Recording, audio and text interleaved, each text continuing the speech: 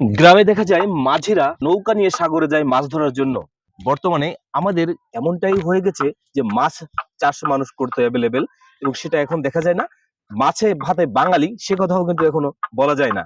তো আমরা একটা প্রতিবেদন করছি যেখানে বড় একটা নৌকা দেখা যাচ্ছে এই থেকে এই পর্যন্ত। এই নৌকাটা অনেক বড়, যেটা তৈরি হয়ে সাগরে যাবে।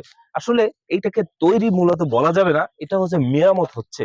আপনারা দেখতে পাচ্ছেন এখানে দুই ভাই আছে যারা তাদের মনের মাধুরী মিশিয়ে এই নৌকাটা মেরামত করছে, প্রস্তুত করছে সাগরে মাছ ধরে যাওয়ার জন্য। হয়তোবা কোনো জেলে বা কোনো জেলেরা তারা মাছ ধরার জন্য এই নৌকাটি ব্যবহার করে থাকে। হয়তোবা সময়ের সাথে সাথে এই নৌকাটা মেরামতের প্রয়োজন হয়ে গেছে, যার কারণে মেরামত করা প্রয়োজন। সাগর থেকে চলে এসছে এই এলাকায় লোকালয়, এই লোকালয়ে এসে সেটা মেরামত করার জন্য এখানেই তোলা হয়েছে। এবং আমাদের এখানে কিছু অভিজ্ঞ ভাইয়েরা আছে, মিস্ত্রিরা আছেন, যাদের মাধ্যমে এই বড় নৌকার মাঝায় যে সমস্যাটা সেটা সমাধান করবে, অর্থাৎ সেটা রিপেয়ারিং করে নেবে। তো আমরা এখানে কথা বলবো, দুই ভাই আছে, তাদের একজনের সাথে আমরা কথা বলবো এই বিষয়ে, কারণ এখন বর্তমানে কিন্তু এই নৌকা দেখাই যায় না। এবং আমরা কথা বলবো এই ভাইয়ের কাছে। আসসালামু আলাইকুম ভাই, একটু নেন। আচ্ছা, আমরা জানতে চাচ্ছি এই নৌকাটা আসলে কিসের জন্য এখানে তোলা হয়েছে? পাশে তো নদী।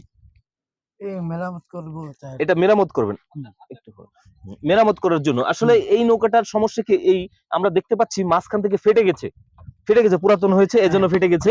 তো আপনাদের এই মেরামতের কাজটা করতে কতদিন সময় লাগতে পারে?